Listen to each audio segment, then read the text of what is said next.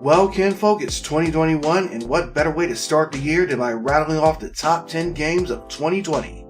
So without further ado, here are the top 10 games that are supposed to be on my list. Let's take it away!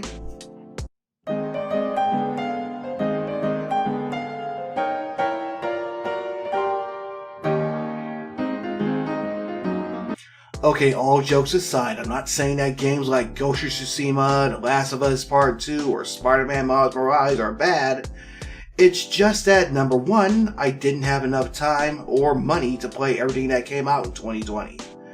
And number two, I like to focus on games that are a bit off the beaten path when it comes to this channel. So, without further ado, this is going to be a list of the top 10 games that I played in 2020. And not all these games came out in 2020 either. Some of them came out in 2019. So, without further ado, here is a list of the top 10 games that I actually played in 2020. Let's take it away!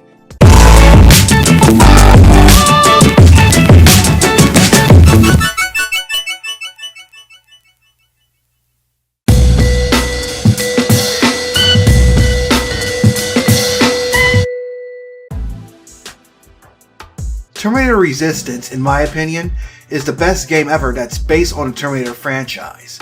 Granted, it's not exactly a huge pool to pick from, but Terminator Resistance does a great job of presenting solid gameplay while staying true to the franchise.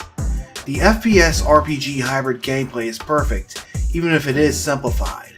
The game's plot is easy to follow, even if you haven't seen any of the movies, and it contains tons of clever Easter eggs for those who have. The developer even added a mode where you can play as a Terminator as free post-launch DLC. This game proves that you don't need $1 million budget, big-name actors, or high production values to make a good licensed game. You just need to nail the fundamentals of gameplay and have a passion for the source material. Hopefully more game developers can take a similar approach when they develop licensed games, because there are several out there who can really use a good game treatment.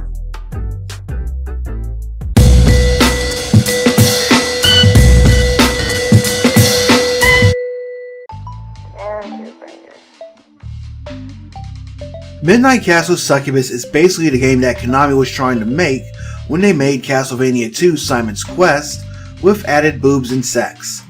Very rarely does a company make a hentai game that prioritizes the gameplay as much as it does the sex. The Metroidvania style gameplay contains some excellent level design, and there's a ton of stuff to unlock. There are even some clever twists that will seem familiar to old school Castlevania fans. There is even a safe for work mode for those who want to stream it, or if you want to enjoy it without the sex. If you're a fan of the old school NES Castlevania games, and you don't mind some hentai, then you want to check this out.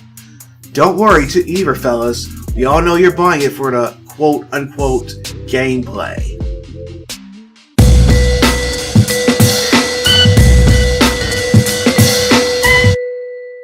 Wasteland 3 is my favorite RPG that released this year.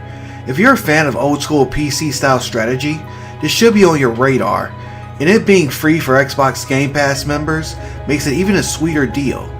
From the character development options, to the writing, to the music, the game hits on every level, and this is coming from someone who isn't even a fan of games in post-apocalyptic settings. In Exile once again shows why they're one of the best developers of PC style RPGs in the business.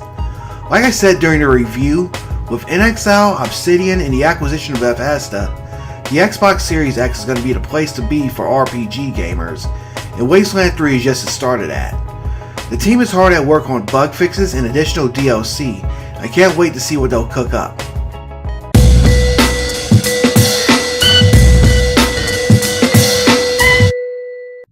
If you like strategy RPGs, this was a good year for you, especially if you were a PC or Xbox gamer. Gears Tactics flew under the radar when it came out. It was announced several years ago, and there was little word in the way of updates. It had gone dark to the point where fans were worried about its quality. When it was released, however, it ended up being better than fans would imagine it would be. The game has a great story, solid gameplay, even customization features that are surprisingly deep. What's more, it didn't even feature any microtransactions either. Yeah, I know I'm praising the company for the bare minimum, but this is Microsoft we're talking about here. Whether you're a fan of Gears of War or you like strategy games in general, Gears Tactics was an excellent title. If you got Game Pass, it's basically free, which is even better. When you're finished with Wasteland 3, check it out. It's like XCOM with chainsaw bayonets.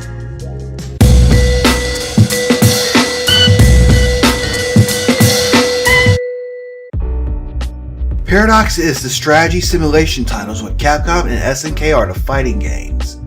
With games like Europa Universalis and Stellaris under their brand, Paradox gives gamers deep and complex strategy titles, and Crusader Kings 3 is no different.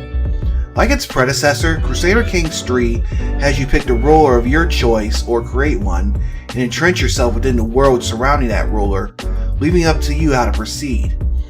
It's another time-consuming strategy game where no two games will play alike. It's complicated, you're going to play and stumble through several times in order to get it.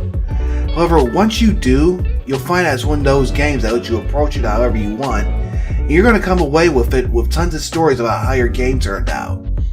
Seeing as how this is from Paradox, the inevitable deluge of downloadable content is on the way. But thankfully, the game starts you with more content in the base game than its predecessor did out the box. Paradox proves once again why they're the go-to company for gamers who want to craft their own empire and won't just settle for games like Civilization.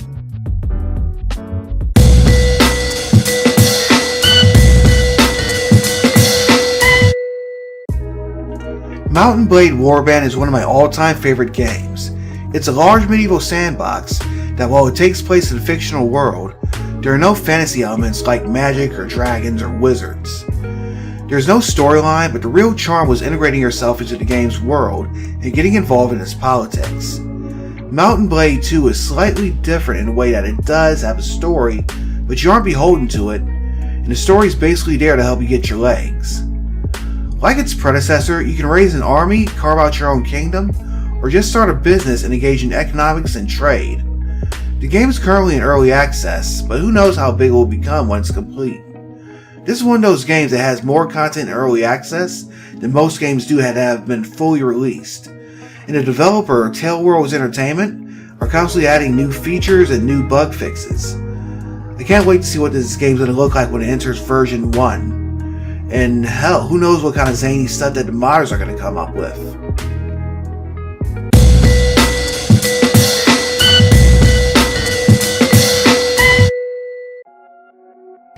Speaking of games in early access, there's Satisfactory, which was recommended to me by a few of my Twitter followers. I'm glad they did too, because this is a really awesome game that flew under the radar.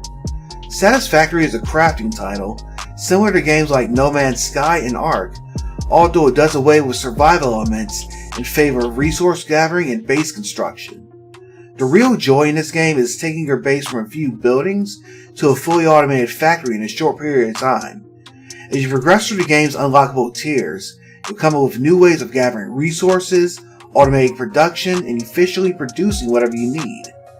The best part about it is that it's instantly gratifying. I feel like I'm reaping the benefits without hours of grinding. And even when I do have to grind, it's enjoyable and simple rather than feeling like a chore. Also, unlike other games of its type, you don't have to buy a shit ton of DLC to get the full experience.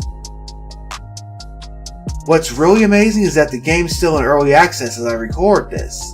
And just like Mountain Blade 2, it's one of those games where there's more content in early access than most games that have been released live have. So if you get it now, then there's no telling how big it's going to get between now and version 1. So again, check out Satisfactory if you like something different from other crafting games.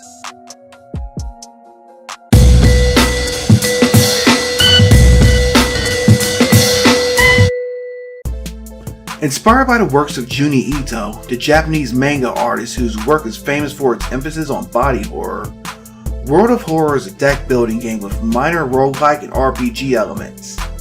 Taking place in a Japanese town being besieged by elder gods, you set out to solve a series of cases while trying to stay alive and keep your sanity intact. These cases involve anything from ghosts to missing persons to haunted ramen noodles. Yeah, haunted ramen. Straight up nightmare fuel there. Anyway, part of the game's charm comes from discovering all the random weird shit that pops up during your playthrough. It's still in early access, and the developer is adding more to it. If you're a fan of horror, especially East Asian horror, this is one to check out. It's got a unique look and playstyle. It's one of the few horror games that don't rely on jump scares. By the way, if you got Xbox Game Pass, it's free.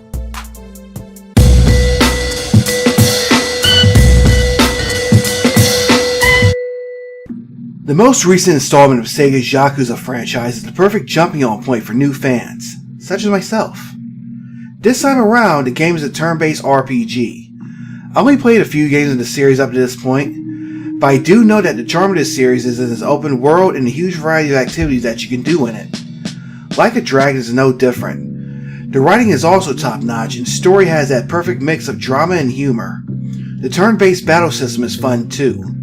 The voice acting is phenomenal and it even contains the talents of George Takei. If you're new to the series or you've been a long-time fan, this is one to check out. And for PS5 gamers, don't worry, it'll be out on your system early this year. Like a Dragon is another great entry in the cult classic franchise.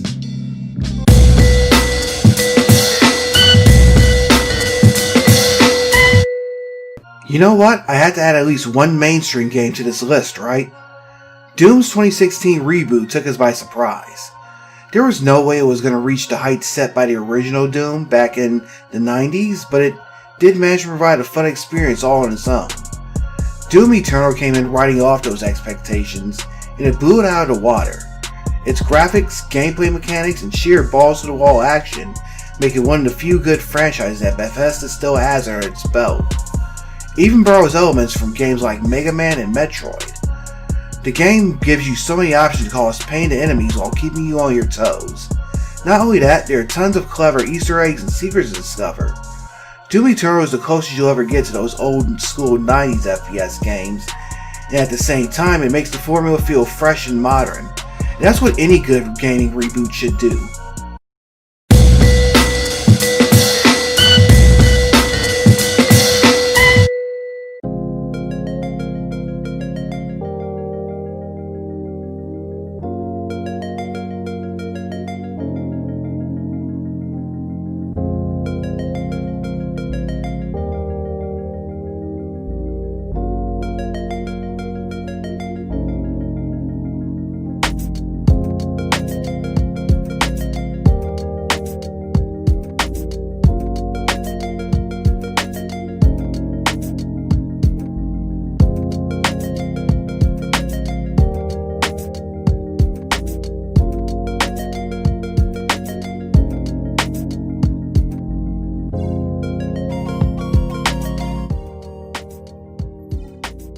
Well, that wraps it up for my top 10 list. What games that came out in 2020 or otherwise that you enjoyed playing last year? Let me know in the comments, whether it's mainstream, indie, or otherwise, whether it came out in 2020, 2019, or whenever. So, anyway, if you like what you just saw, hit that thumbs up icon, and make sure you click the subscribe button and click the little bell icon. That way you're going to be the first to know when I put out these videos. This is the first in 3 lists I'm doing for the beginning of 2021. The next one I got planned is the list of the top 20 games I got my eye on for this year. So you're definitely going to want to check that out. In the meantime though, I hope you enjoy watching the video. And until I see you next time, I'm Audi 51000G.